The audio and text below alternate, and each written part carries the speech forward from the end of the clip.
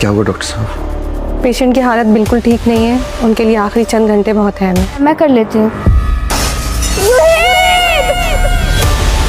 इतनी छुपाने के लिए तुम मेरे डैड के खिलाफ ऐसी बकवास करोगे? डैड ने ताया जान से अनाया का रिश्ता मांगा है। सर शयान ने आपको और परिशा मैडम को धोखा दिया है। पौधे बहुत ड्राई लग रहे हैं मुझे, तो मैं सोच रही हूँ कि वहाँ पानी दे दो। Ma'am Really? क्या हुआ, आप पे क्या ढूंढ?